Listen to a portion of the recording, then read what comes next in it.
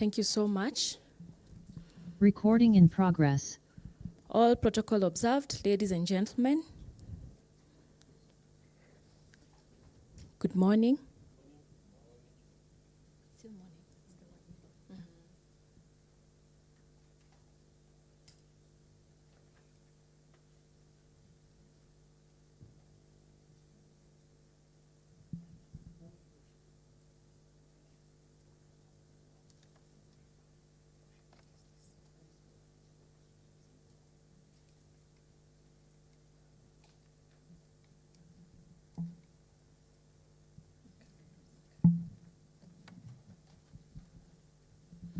Thank you so much. As earlier introduced, my name is Evelyn Kimanthi, and I'm here representing the Scientists of Kenya Association, acting as their chair and also the founder of the association. And today I'll be presenting on enhancing biosafety, biosecurity, and occupational health in biotechnology. That is the imperative for capacity building through outreach programs. So first, I have a brief introduction about the same. So the rapid advancements in biotechnology, and they have been causing some of these, they touch some of these sectors, that is the healthcare, the agriculture, and the environmental management. However, the more we come up with more biotechnological products, the more also we come we have more repercussions about the development of the same. So first, however, these advancements also introduce significant challenges related to biosafety, biosecurity, and occupational health. And when we talk about occupational health, we are talking about the professionals, those are the biotechnologists, and the people who develop, and the people who handle the biotechnology.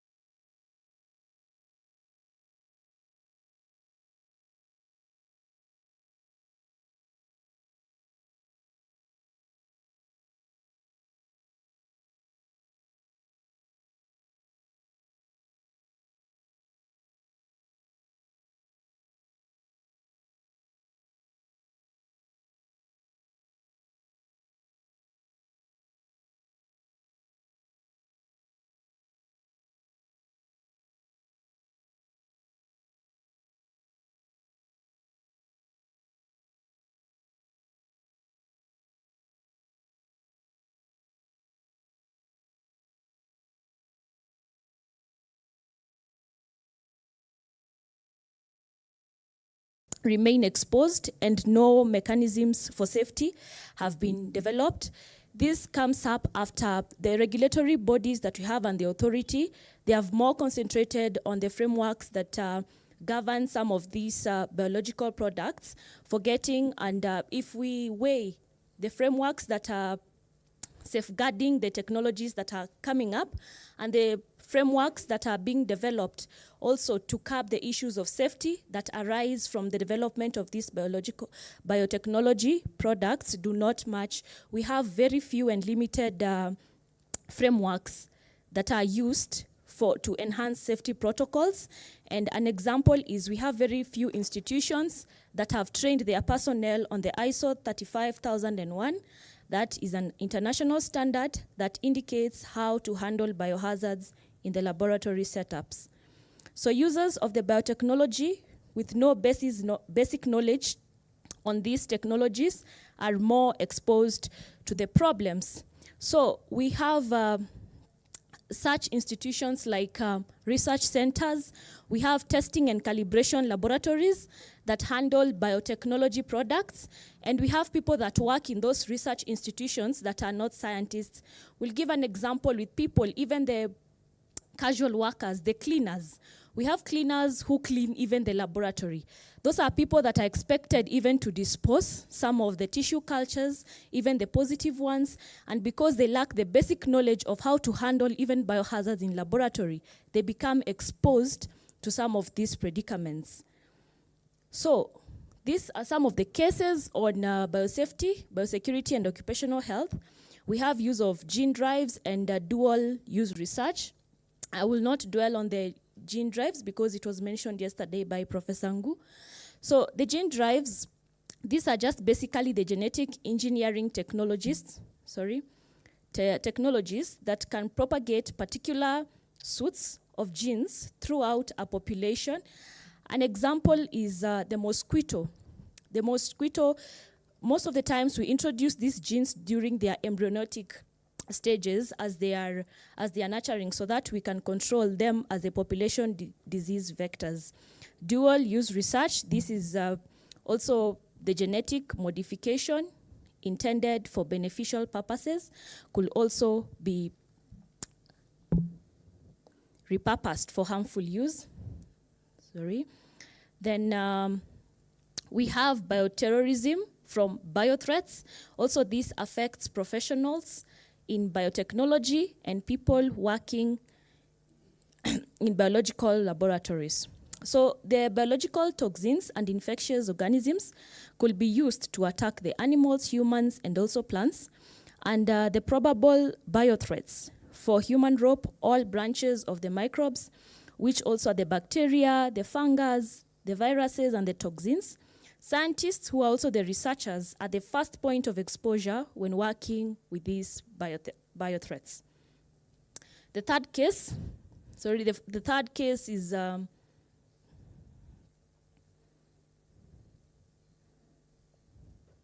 third case is societal concerns to ethical issues, which is one of the major challenges, especially in GMOs, where we have the societal concerns, some of the myths and misconceptions of the biotechnology products. So gene cloning is considered to be very sacrilegious. That is, it is considered not to be sacred in some of the communities, and it becomes a challenge and an issue when embracing such kind of technology. Many ethical questions point to the suitableness of licensing genetic inventions, and people raise it that for them to buy the idea of the current emerging issues and technologies, they request their respective authority to license the genetic inventions. So it also raises many intellectual property issues. The development of genes from scratch, which most of our laboratories do, they translate to possibilities of creating life from a chemical soup, that is, which go against the religious or ethical beliefs of a suitable number of people. Considering their communities also from the rural areas, parts of people that have been practicing organic farming, they find it so sacrilegious adopting to the new technologies in biotechnology. So another case is environmental harm, where we have DNA exchange may occur in two ways, which you've mentioned, the genetic drives, and how does one protect the environment even with strict regulatory frameworks in place. This also puts scientists at a risk of being accused of bioterrorism. Then we have cybersecurity. Biotechnology also depends highly on IT.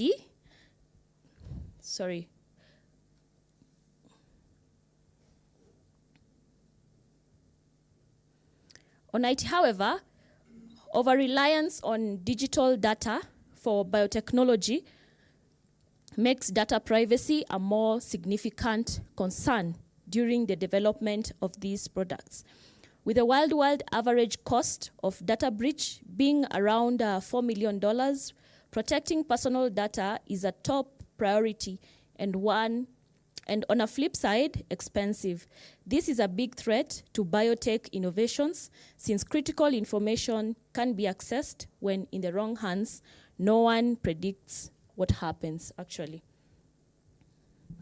Now, funding is limited. That is the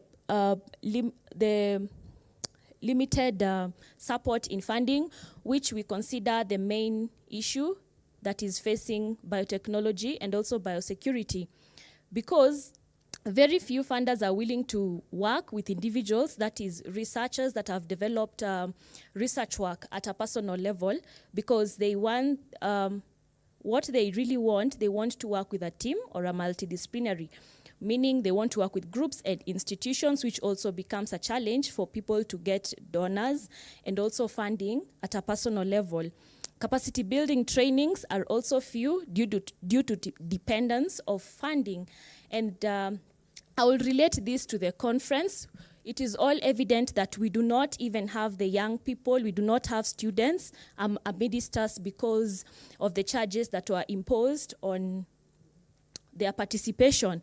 And I believe that this is because maybe there was no enough funding for the authority to support such kind of students. And maybe for our recommendation is that maybe in the 13th annual conference, they will incorporate youths that are in biotechnology, students that are pursuing biotechnology or biological sciences, food scientists in such kind of forums. Because when you take a look at some of the presentations that are made here, majority of them will be very important if the target group was the young people, the youths, or even the students, because those are people that are hitting the ground, and those are the people to do public engagement at a very high level. We have regulatory support for scientists is also limited or few. We've also said the regulatory bodies, also the authorities, are more concentrating on the frameworks that are governing the technologies, not also considering the frameworks that are supposed to govern the professionals that are practicing in the biotechnology. When you try to weigh the frameworks that are used to govern the technologies and the biotechnology products that are emerging, and the frameworks that are used now to help or to regulate the biotechnologists, the number of the frameworks that are supposed to support the biotechnologies is a bit limited. So higher cost for establishing startups limits establishment of biotechs companies here in Kenya.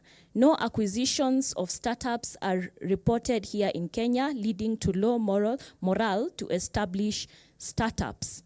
Because we realize that we do not even have fundings for people that have the ideas to come up with some of the biotechnology products. Also, an example is we have an emerging issues of the biodegradable bioplastic, which the country has not yet so much embraced because there's no funds to conduct the research.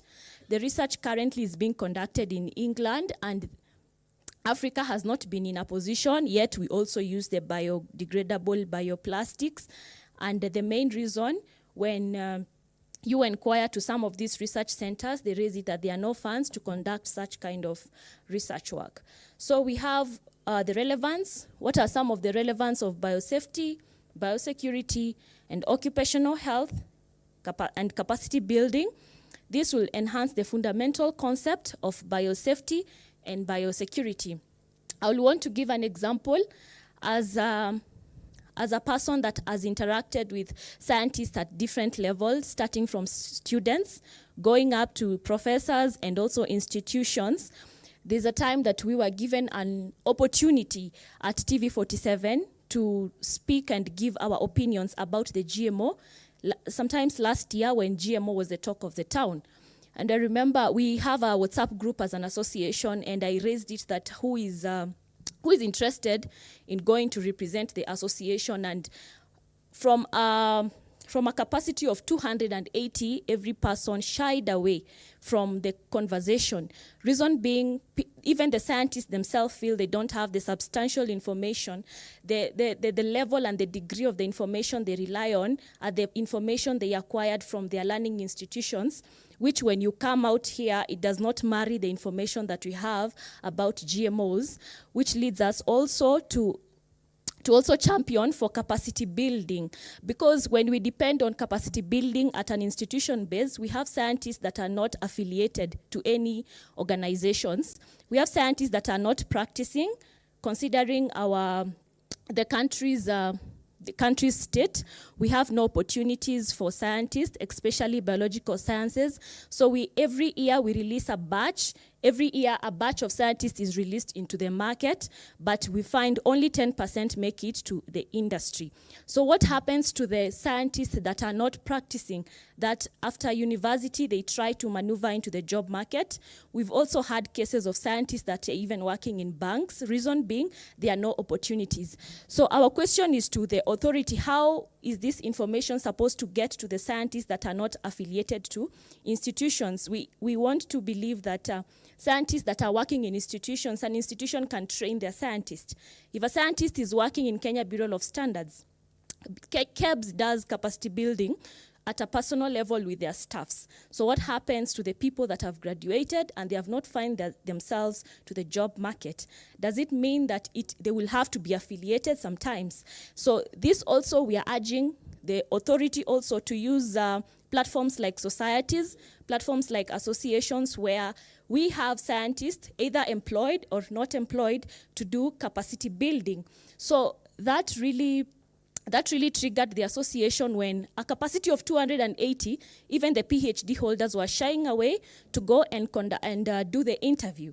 And when I tried to get to know why exactly they are shying away, and they said the information in school about GMOs does not marry the information outside, meaning the authority needs to train them on the basics and what is expected at the ground. And they were saying, kwa ground vitu ni different. What we are learning in school, the authority needs to train us on some of these things and technologies, and they only have the basic information. So also this is also a call to the authority to take the initiative and train scientists, not just at the level of institutions, not only to the top scientists, that the PhDs and the masters or the professors. Also, we will recommend if scientists can be trained on these technologies, even from the students. Also, the authority needs to do the mentorship program at learning institutions. It is so bad when a student only can explain GMO with the knowledge only they get in class. I was looking at their brochure of National Biosafety. Even the information in there is so comprehensive, very nice, but outside here, people do not have that information. And if they are doing capacity building, holding such kind of conferences, are we having the right target people for the information that is being conveyed here? Where are the youths, where are the young professionals in biotechnology that are supposed to be absorbing this kind of information? These are the people who go to the rural areas. These are people that they are dependent. Anytime, we even feel embarrassed anytime that even in family gatherings, those people do not even have the basic knowledge of GMOs, and they know this person has gone through college, university, they know you've done a biological science, and you're called for an opinion about the GMO, but also you're not certain about the information. So we need a lot and a comprehensive capacity building to these scientists so that we can unpack some of these myths and misconceptions. Because we even have scientists that are even fighting GMO, not because they want to fight it, because the myths are so much widely spread in the country compared to the facts. So I think, and the people that are supposed to be spreading it, who are the scientists, the information is not even to them. So if the authority can also consider some of the scientific societies that are championing for this, it will go a long way when we talk about capacity building. We cannot only depend on conferences because not so many young people can afford to come to such kind of conferences. Then we have the benefits of capacity building and outreach. We have knowledge, the skills, awareness among professionals. We do not only want to get to the local farmers, but also the professionals, the people on the ground that are supposed to be talking about biotechnology. Someone undergoes a 4-year program, but they cannot even unpack some of these myths and misconceptions, not because they're even supporting GMOs, but because the information is not to them. So also we are urging the authority, if they can take advantage and use the societies. We have biochemistry, biotechnology societies, we have Scientists of Kenya Association.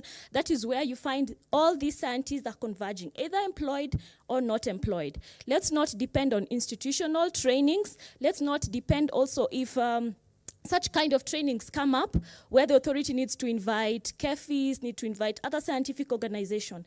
We have scientists outside here that are not affiliated to any scientific organization, not willingly, but because of the lack of internships and opportunities that is posing a very big challenge to the scientists, considering also they are not regulated. They don't have a regulatory and a licensing board, which makes us conclude that scientists are scattered and all over. If you go to banks, you'll even find a molecular biologist. Reason being, there are no opportunities.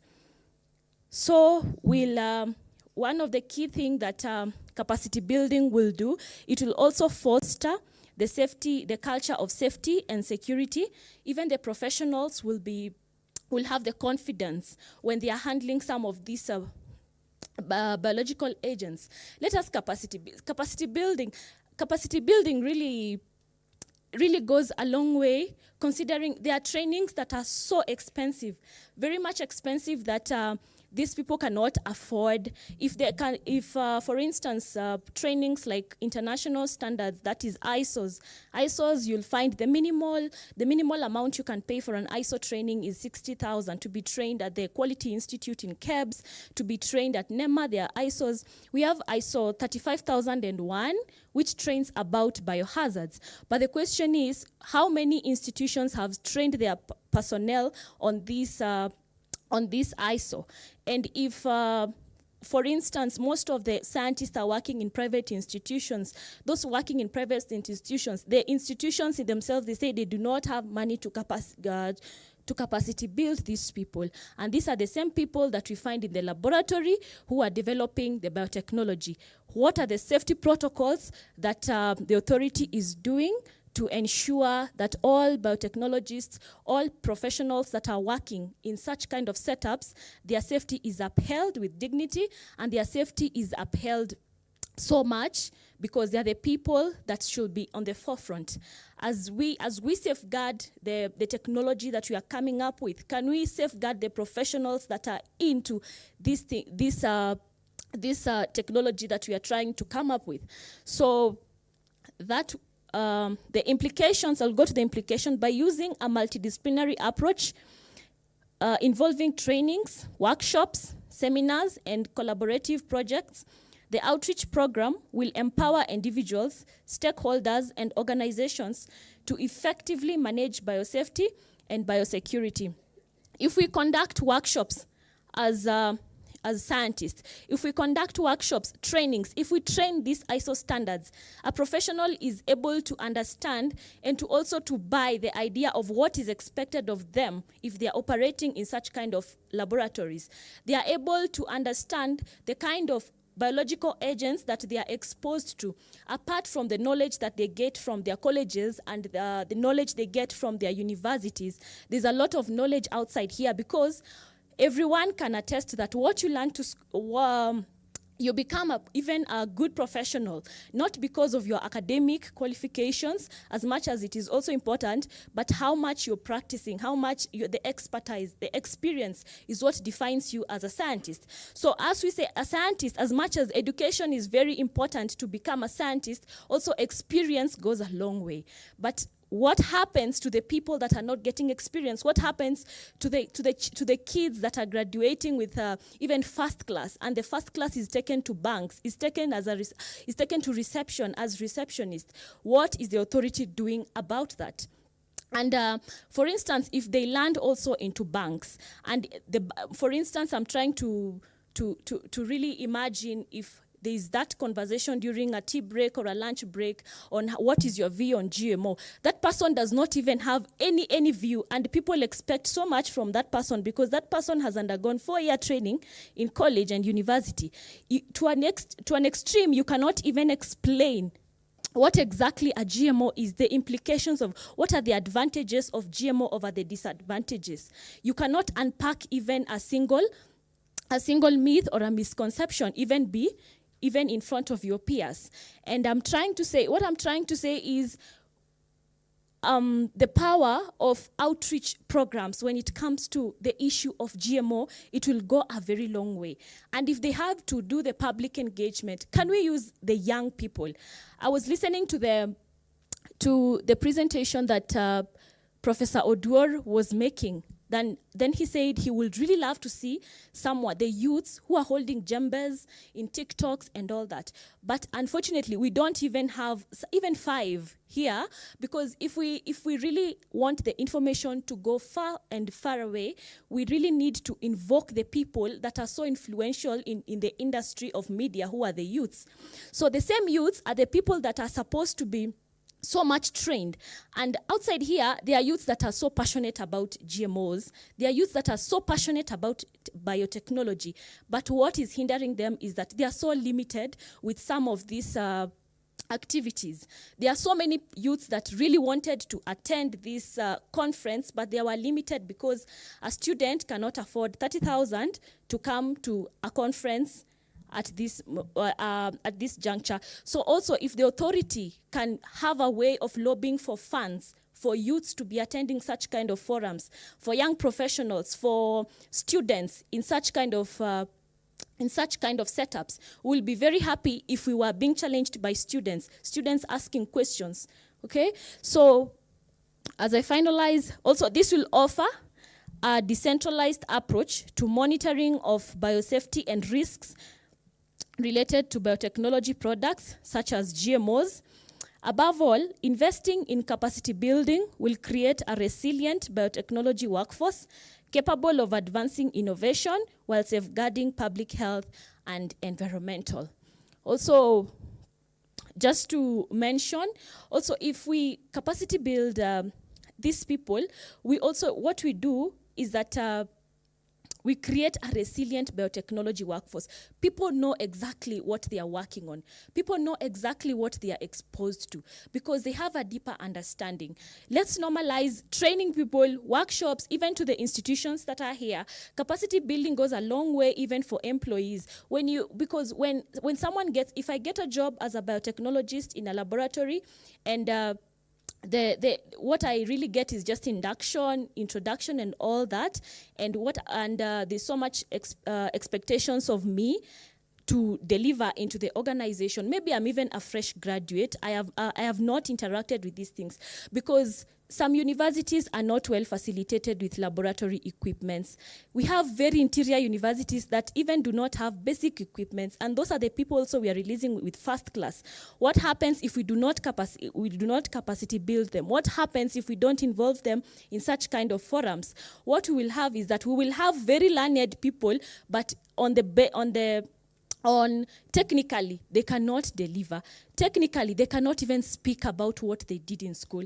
Because when you go to very interior universities, you'll find a university like Kibabi, very interior.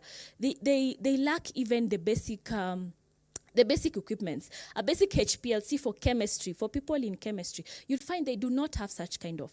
They graduate with first class because they are taught theory. Those are the people that we release every year, and that becomes a norm every year and repetitive. And what is being done about it? What is being done about scientists that are not finding their way to the industry? Because one of the key mandates of the association was to bridge the gap between academia and industry. Scientists are making it in academia and they are not finding their way to the industry. People are going to masters, people are going to PhD levels, but they're not finding their way to the job market. If these scientists, one thing that I've realized, considering that sometimes I even go through the database of their information, of their registration information, you find someone has done a degree in biochemistry or biotechnology, but when they are doing their masters, they divert. They go out of science simply because there are no opportunities for scientists. And going back to the primary mandate of the association we were supposed to lobby for a licensing and a regulatory body from the government.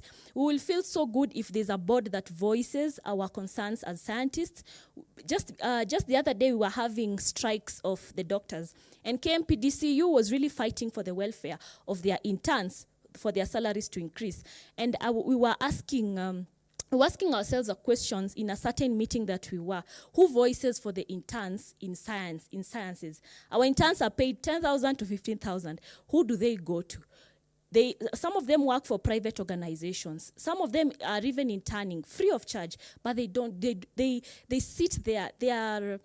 how I'm going to put it, they wanavumilia because they have nowhere to go. They have to be there for the skills. They have to be there at least waseme, I once interned somewhere. So we need a very good structure for when it comes to science.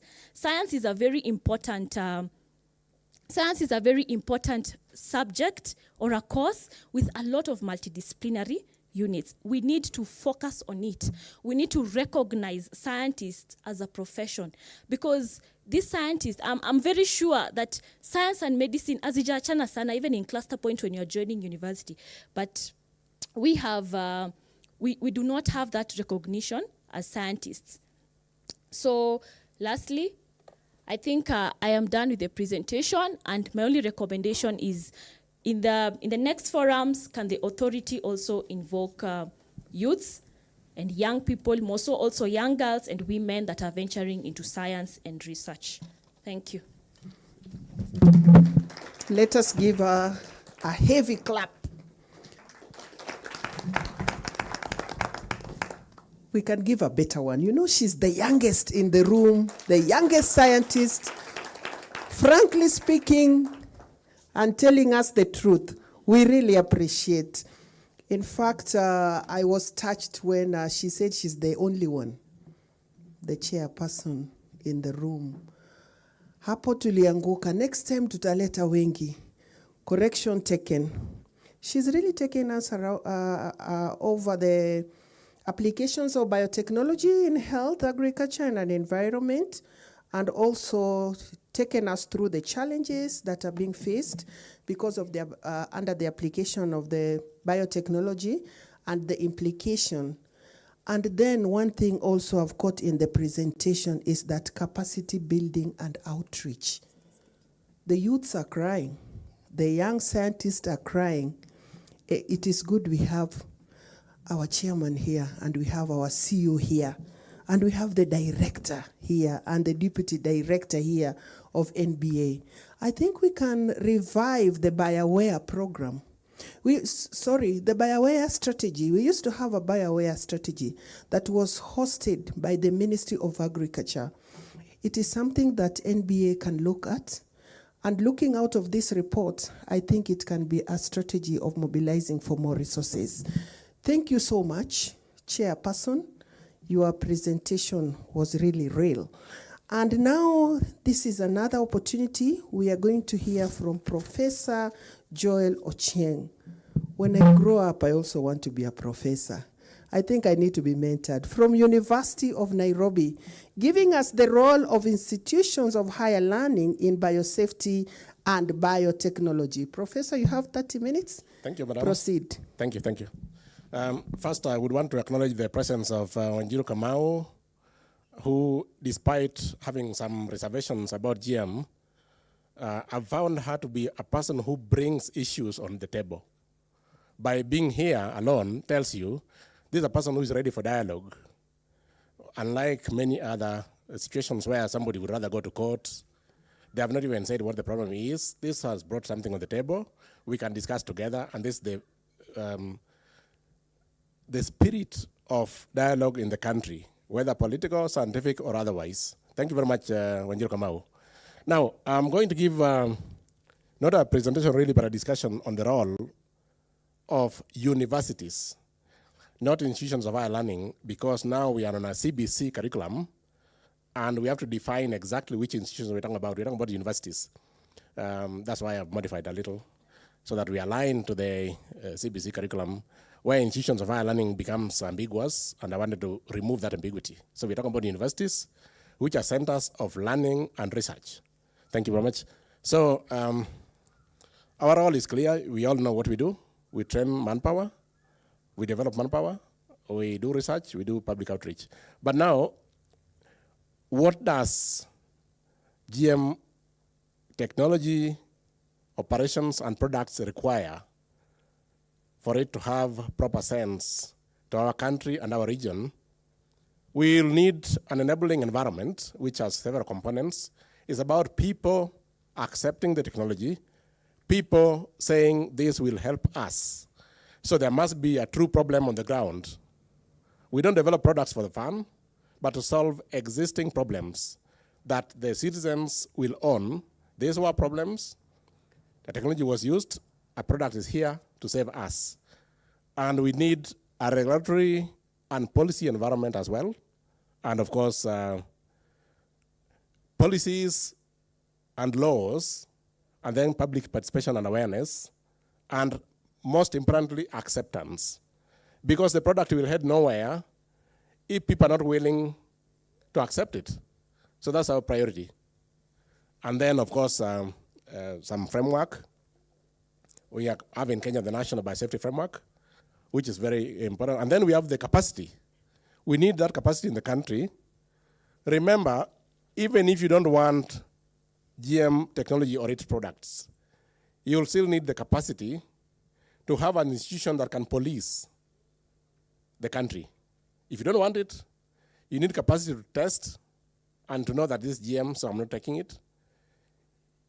For those who want it, you need capacity to show traceability, to show how the product is developed, and to have people who day-to-day work with the developers to ensure that it is safe and that there's labeling so that those who choose to have it can make that choice.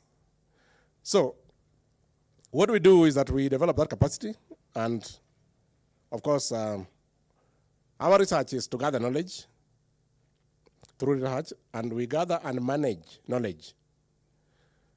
That is, we conduct research, and we design effective ways of disseminating that research to the public in a way that they can understand and that they can evaluate impact.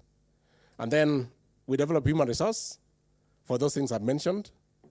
Human resource, we develop the scientists, as my previous speaker has lamented, that we are developing human resource, but she laments that they are heading nowhere.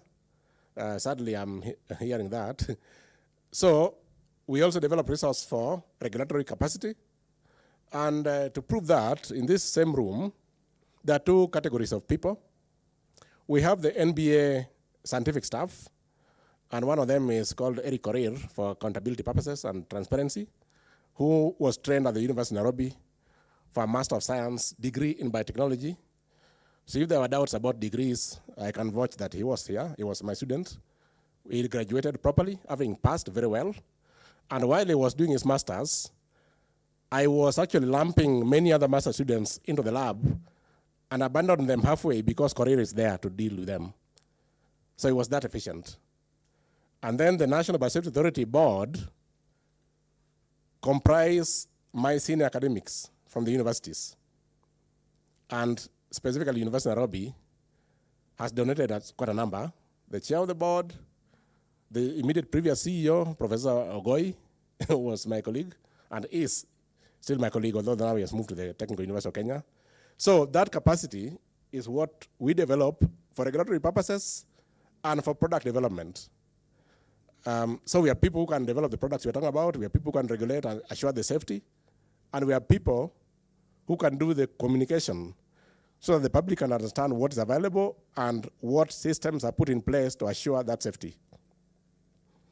And then, of course, through research, we develop infrastructure,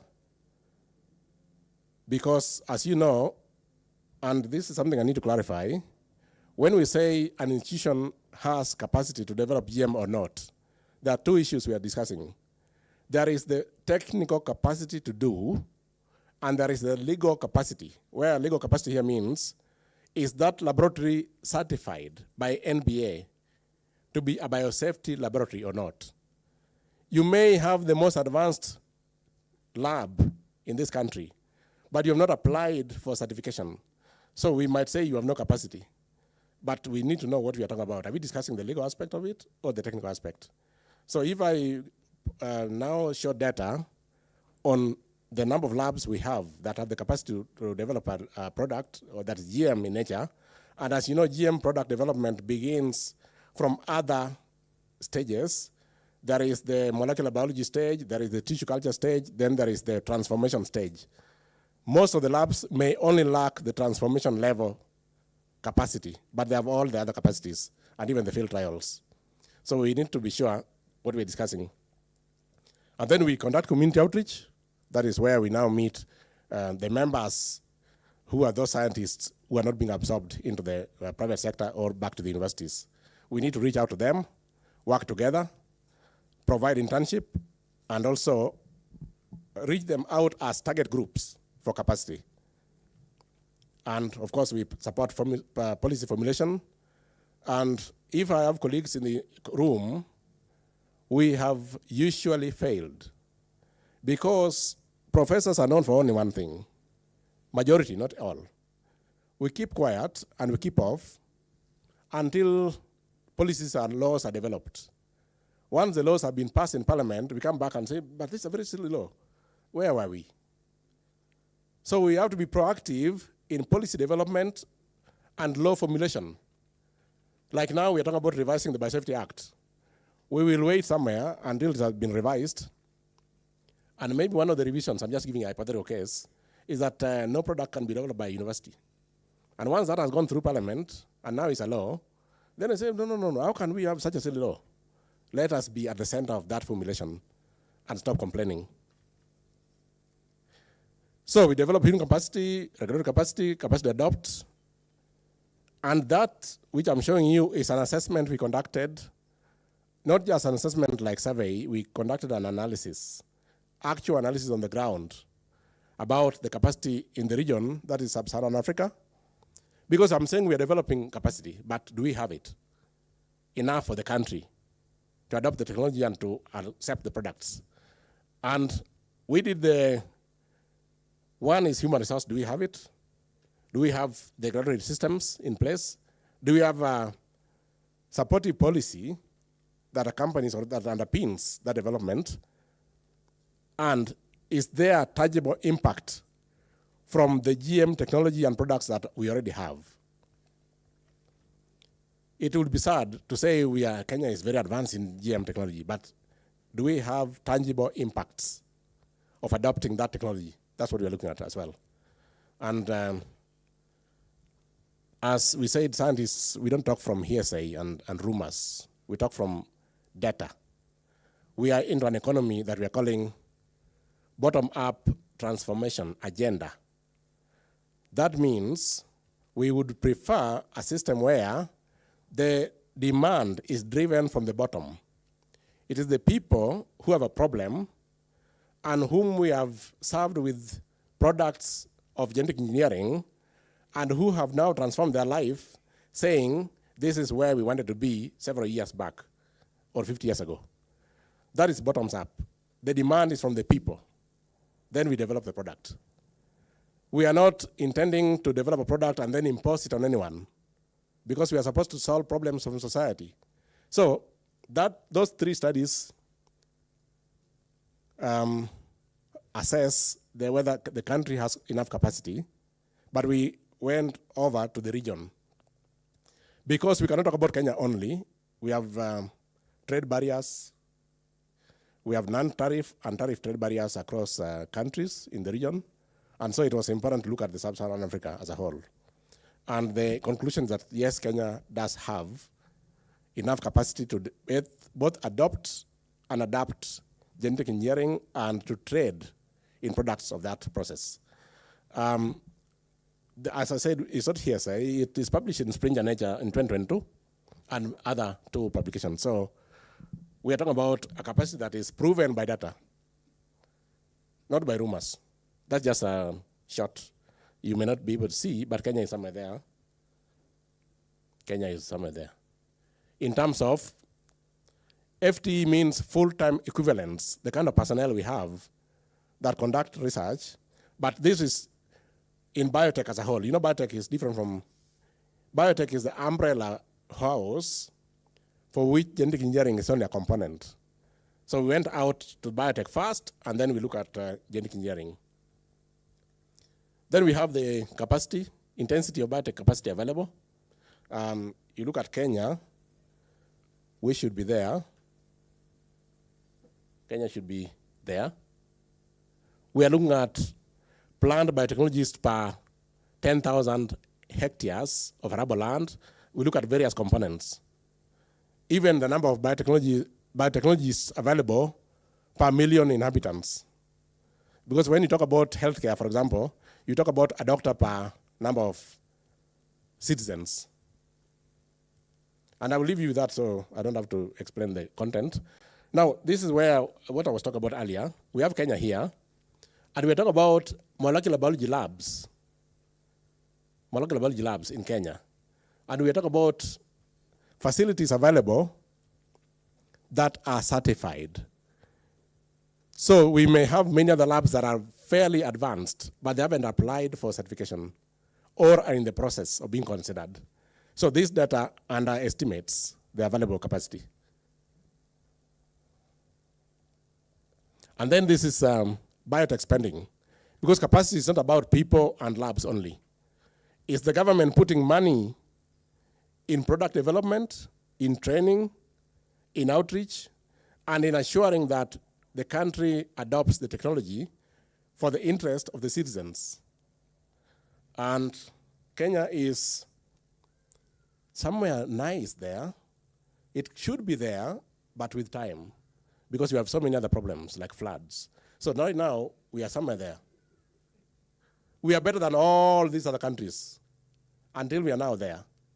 We have only 2 countries that are doing better, Nigeria and South Africa, and you know why.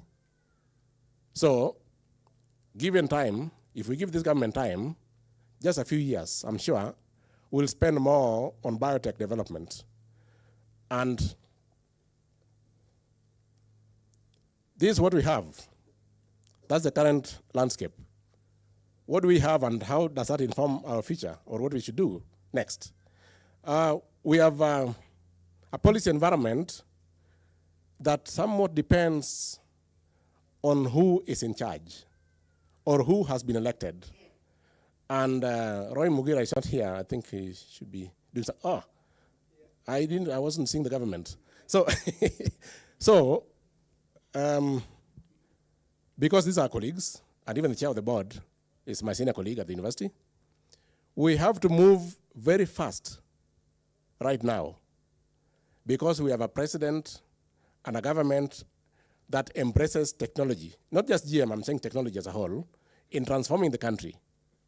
We have to move very fast to do what we must do. Because after 10 years, now it's 8, after 8 years, we are not sure who will be the president of the country. And we're not sure how much supportive the government will be. So we have to move very fast to ensure that we have products that can reduce malnutrition, that can reduce hunger, and can reduce pest damage, and many other challenges for which we are developing GM products. Time is now. If somebody is saying that, why are you talking about 8? I'm hopeful. That's what I mean. I'm hopeful it will be 8 more years. If you're not hopeful, that's also democracy. But I also have the democratic right to choose. I vote like any other Kenyan. I'm guaranteed by the Constitution of Kenya that I vote as well. And I vote for the person that I think can move the country forward, not backward. And that's a personal choice. So now, we have a skeptical public that still, because of our failure to reach out to everyone, they're still wondering, is this GM really safe? And if it is safe, who is behind it? I'm saying our failure because we are contributing to this problem. If I, an expert, comes here to tell you that now because GMO is not being supported, we are now into gene drive, we are now into gene editing. That is running away from responsibility. I'm here to tell you that GM is safe if regulated. Very safe. I will not run away and tell you about gene drives and the rest. Those are also good. Those are advancements. But this one has no problem either. It is still safe if regulated. And there's none that is not regulated in Kenya anyway. And apart from regulation here, we are talking about regulation by our own national authority, enacted by law to do so. And so, the products are being tested here on Kenyan soil. The data is produced in Kenya and for Kenya. And we should therefore embrace, as the judge said, our own institutions. We should have trust. We have meat inspectors in Kenya. We all buy meat because we believe in them. I'm doubtful if they're better training than those developing GM anyway. So we have to believe in our institutions and support them. And if we have issues, come like when Wanjiru Kamau was come and table your issue, then we have dialogue and see the middle ground. That's why I'm happy with our presence. Don't go to court, come, let's discuss. So she may have reservations, but her mode of operations is commendable because an expert and a true-hearted man does not just say you're bad because you're not on the same side. They look at how do you do your game. So that's very commendable, Wanjiru. And so we must remember that there are times when we are caught in a political crossfire where one person says it is good. If you say it's good, I will say it's bad. But before you are there, I can say it's good. So we must be careful to separate politics from science. And that's what Roy Mugira said. Their assessment and their decision by the board is not based on popularity. It is based on science. If there is foundational science and there is a single person saying the right thing, that is scientifically sound, and 1 million people are shouting and saying, no, we don't want it, and they're not giving reasons, I'm sure they will go with the science. It's not the popularity. It is that there is real grounding and foundation in science in the decisions that they make. And that's why the one for the flower was rejected because of those foundational issues. So we have to be careful. And just to give you a little background on where we are facing a situation where I can use maize because it's a staple for Kenya, and it is produced by millions of Kenyans. And it is the only product that you touch, and you touch people's nerves. If I talk about sorghum, there'll be no issues. You can look at the public participation system. Maize, 15,000 people bringing forward their views. Cotton, 13,000 people bringing forward their views. Flowers, about 70 people. Sorghum, about 300 people. That can tell you that maize is more emotive, and that's why I'm using it. That currently, we are producing roughly 4 million metric tons, producing 2.8 million metric tons and consuming 4.1. So we are facing a deficit of 1.3. We have only two options. One, produce more, and that requires technology. Not exclusively GM, I'm just saying technology, whether irrigation, GM products, whatever else, because we want to collectively bring forward the production and bring it up. Second, allow some limited importation as short-term measures. And where do you get it? There's roughly and hardly no non-GM maize in the world. Unless you want to spend more, you have to look further, go further off, go to Tanzania and Uganda and many other neighboring countries, but ask yourself, why does the head of a particular mailing agency buy maize from Brazil, pay for shipment, pay KRA, still sell and make profits when you can buy it from Uganda? Ask yourself that question. It's about quality of product. Rotten maize, riddled with aflatoxin, is not the maize we are looking for. We are looking for maize that is protected from the corn borer, that is going to be milled as class 1, that they can sell for 200 when the others are selling for 130. That's what we're talking about. GM technology is there to safeguard the corn, safeguard the production at the farm level, and therefore improve food safety by eliminating aflatoxins as well. So that background serves right. And we have to double our efforts in doing these things. Educate the public through outreach programs. That will solve one of the issues that the previous speaker brought forward, which is a key issue that some people are not in the universities. They are not in any place that they can get institutional strengthening. How do we reach them? I'm sure she'll be willing to discuss with me how we can reach them through our public outreach programs, the university. And then we need to demonstrate impact of research. Then the people will say, then I think then this GM is okay. Now look, my neighbor, He has even built a merchant because he's growing GM maize. I think now I'm going GM, whether people want it or not. That impact, if we demonstrate, we may not need to force anybody. They'll come on their own. Hata wataenda kuiba kwa shamba. Then we need to train more experts, because when Roy Mugira leaves, one person should take over. That person should have been trained. When this one takes over, there should be another one coming in. That person should have been trained. And we need to shape supportive policies and laws, and then strengthen the capacity of institutions, as I said. And that's why university professors are a good complement to those boards, because they strengthen those institutions, even if not directly. And my last emphasis there, if you allow me, is that the Biosafety Labeling Regulations 2012 is there for three purposes. One, to make the consumer aware that we have GM products. Two, to allow that consumer, now that he or she is aware, to be able to make choice between GM or non-GM, whichever is available. And the third one, that because of that labeling, we are able to trace back where the product came from. So labeling is not because of being not safe. It's not about risk. It's about those three things. And so in terms of consumer rights, we are forcing nobody to take GM. We're just saying, we who like GM or who develop it to have a right. So let the people decide. Thank you very much.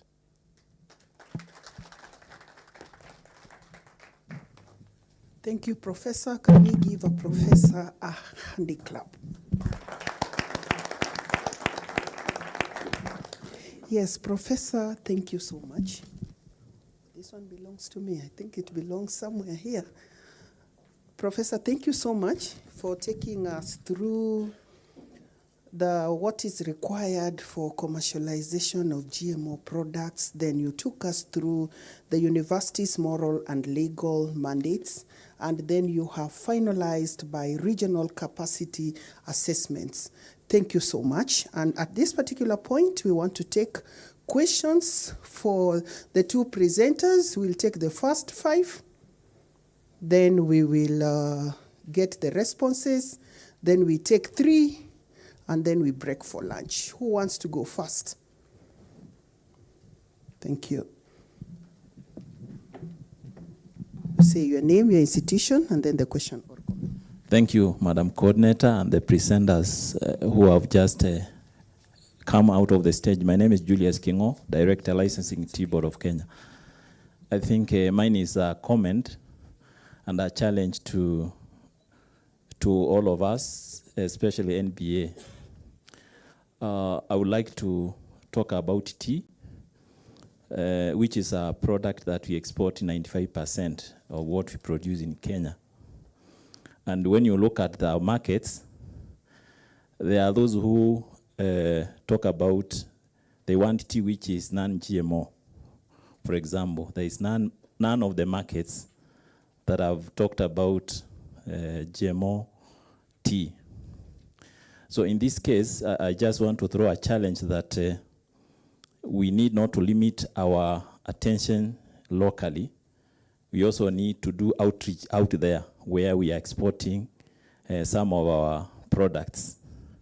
A good example was the flour, the cut flour, which I think the approval was not really secured because of some of those challenges.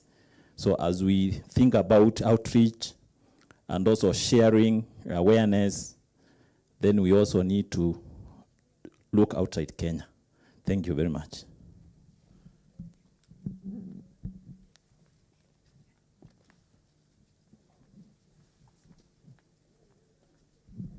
I'm Mohammed Hussein from MBA.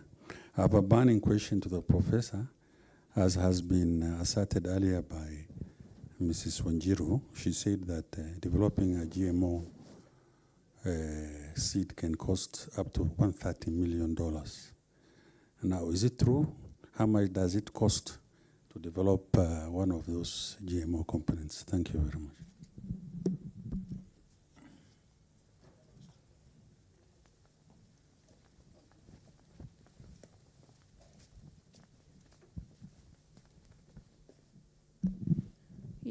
I'm Tabby from Seed Savers Network. I would want to build up on his question on the costs, and would also want clarification from Professor Joel on what he meant that Kenya has capacity. What kind of capacity are we looking at? Is it in terms of expertise? Is it in terms of funding for these technologies? Because there's a figure that has been mentioned and it's quite over the roof. As Kenya, assuming we are not able to get funding from outside to support us in coming up with these technologies, are we able to continue doing them? And what will that mean for farmers who have already started to adopt, or who will have already started to adapt these technologies? What will it mean for them in terms of the prices? We already saw that in the last season, so many farmers were not able to purchase just the hybrid seeds because they were in shortage and they were too expensive. A bag of 2 kgs of maize was going for around 800 to 1,000 Kenya shillings. Farmers were not able to even purchase, most of the smallholder farmers. So when we do not have this support from outside, do we have the capacity to continue? And yes, also the clarification on what kind of capacity the professor was talking about as he talks about we have the capacity. Thank you.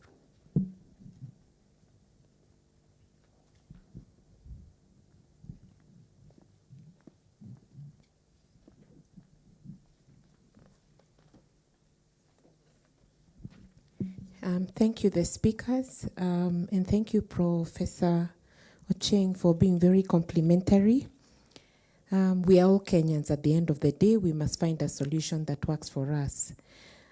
In the whole value chain around research for biotechnology and GM, I would like to perhaps get some insights how much public resources are actually being dedicated in institutions of higher learning to research around genetic engineering.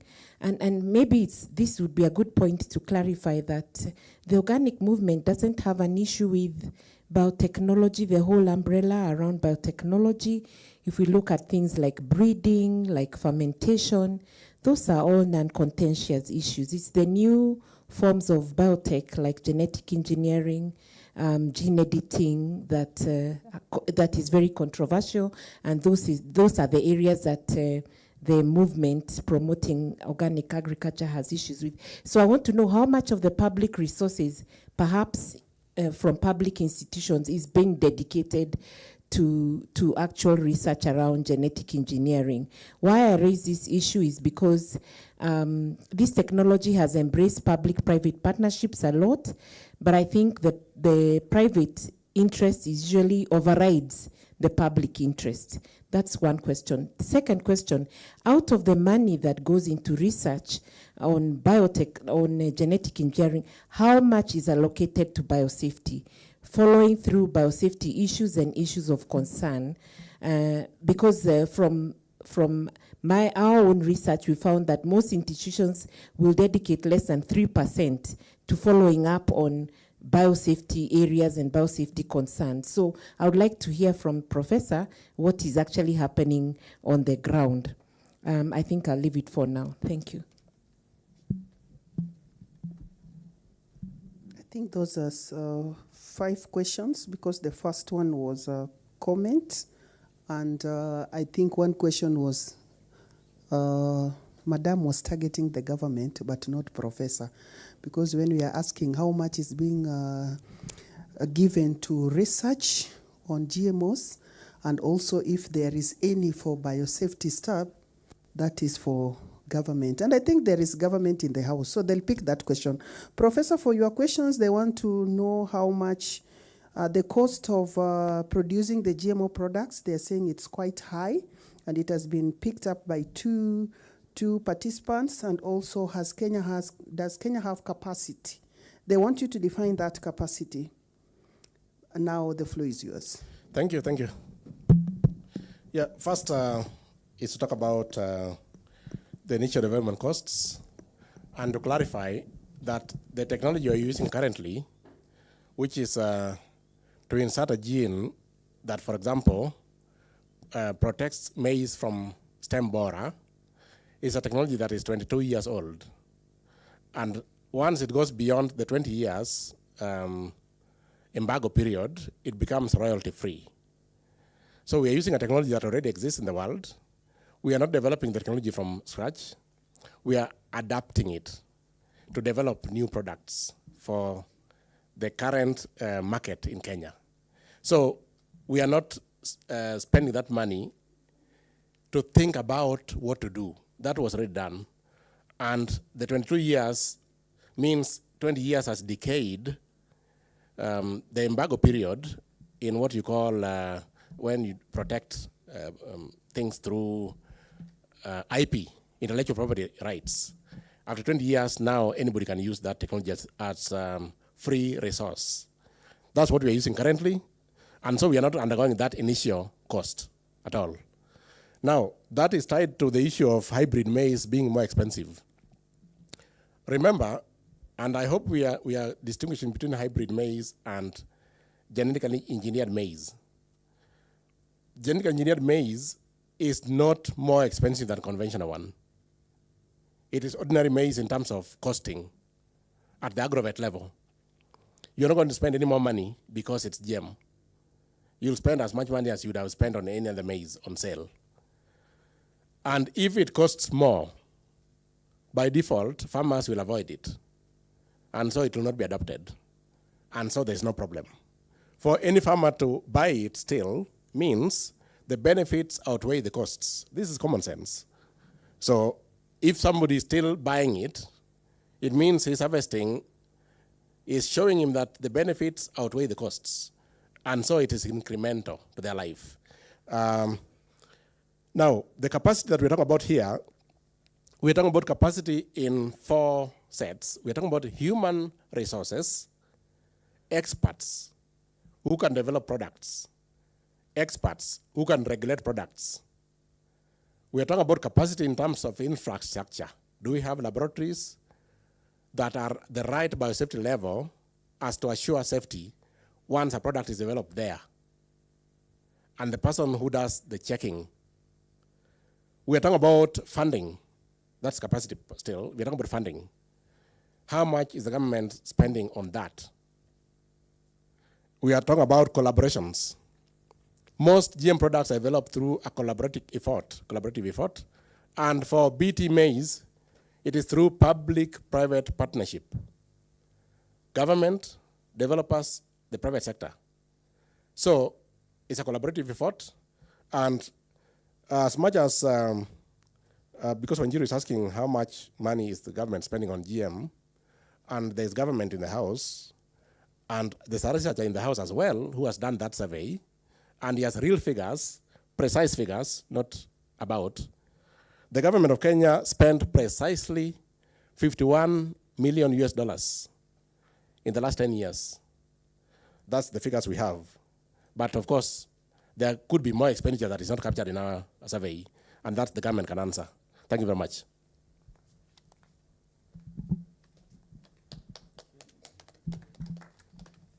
Thank you. We can give a better clap than that. Another government in the house is the CEO, because when he gets his funding from the government, that is going towards GMOs, because they're supposed to do the regulation. Now, Bwana CEO, this is your opportunity to respond to that question as you pray for lunch. Thank you. Thank you very much, facilitator. And I won't go to the, we said, Prof, as some place where we can get more details on the funding. When we did the Science, Technology and Innovation Act of 2012, we committed government to allocating at least 2% of the GDP to research. And the current government has committed to achieving that. So this is not just GM research, and it is difficult to separate. But one of the things that I would want to point out is that the lab that Professor Richard Oduol works in was facilitated in terms of equipment by the National Research Fund. At that time, our able facilitator, who is now Director of Research in the ministry, was part of the NRF team that vetted that proposal, that took it through the phases, and provided funding for the research that is going on at Kenyatta University. I can't quote the figures, I may not have the details, but that is what has gone there. Of course, for us as regulators, cutting across to KEFIS, to DVS, to NEMA, we are also funded by government, and we are using that fund to regulate. But I'm sure the question that Madam Wanjiru asked was specifically on that which goes directly into research, and I think that data can be obtained. I want to touch a bit on the question by our colleague from Seed Savers Network on the aspect of seed. And I want to admit that indeed, I'll give the example of BT cotton, because that is what we have the experience in. The seed of BT cotton costs much, much higher, remember, much, much higher than the conventional seeds that our farmers have been using all along. That is a fact. The reason is BT seeds have the technology. Number two, they are hybrids. So, for example, a kilo of seed, BT cotton seed, goes for 3,500, if that has not changed in the last 2 seasons. The seed that farmers obtain from the genus when they supply their cotton, ile ya kawaida, costs 300 shillings. Clearly, you can see there is a huge difference. And as a result, when we started revitalizing cotton apparel value chain to contribute to the Vision 2030 and the then Big Four, the cotton system was dead. And most of you who come from areas that used to produce cotton, that sector was completely dead. So there was a need to fan the embers, to fan the embers into fire. And therefore, the government, when we rolled out BT cotton, bought seeds for farmers. Of course, because of processes and bureaucracy, the seeds arrived late. So by the time farmers in Bugoma, for example, are receiving seeds, the rain had gone into its second or third week. Nevertheless, when they grew the BT cotton seeds, they got a harvest. And the harvest was better than when they grew those seeds. You can imagine since the 60s, or even earlier, the 50s, farmers have been growing their cotton. They take the cotton to the giner removes the lint and gives them back the seed at a cost. So the seeds have been mixing and remixing and returning and until this time. So we do not have a clean variety of of cotton that can be introgressed into the technology. So what happened, when the farmers made an harvest, they did not save money to buy seed the next season, assuming that government will come again. Now the government did not come again because the government changes and other things happened. So they were left without money to buy seed. And what has happened now, I want to go very quickly, I want to go to the details, is the genus have realized that they can buy seed for the farmers. Remember the way we used to do in either coffee or sugarcane or even tea. You're given inputs, you harvest, you take to the person who has given you input, they deduct the money. So what the genus are doing, they are buying seeds for the farmers, giving to the farmers. When the farmers produce, they bring the cotton to them, they do the lint and so on, and return the seeds. The seeds go to the seed cake system, and that way, genus are making better money than when they import cotton from India or even from Tanzania and other sources. Because this one that is BT, irrespective of the fact that the seed is expensive, the farmers are also getting a return.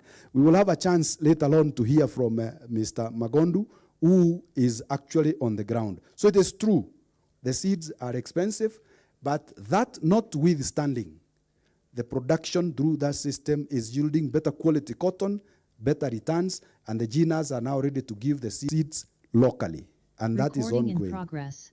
Now, the second thing that we're doing is to clean our local varieties. Caro has 2 varieties of cotton called Hat 89M and another one called KA37 there about M. The reason they are called M means mixed. They are unknown. They are a mixture of all kinds of varieties. And no technology developer will want to put their technology in a mixed and unknown mixture of seeds. So Caro is initiating a program now that is going to clean the Hat 89M and the KA37 so that they become eligible to be introgressed with the technology that is BT. So I think that is a mouthful now for Serikali. That is what we are doing. And we hope that we shall be able to develop a vibrant seed system through Caro and other players for purposes of local production of BT cotton varieties. Bwana asifiwe. Can we stand up now for prayer? I was made bishop now.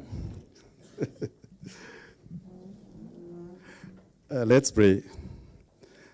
Heavenly Father, we thank you for the provision of food. We receive it with thanksgiving in our hearts and pray that you're going to bless and sanctify it for the sake of our bodies. In Jesus' name we pray. Amen. Mr. Korir? Oh, karibuni lunch, bon appetit. Recording stopped.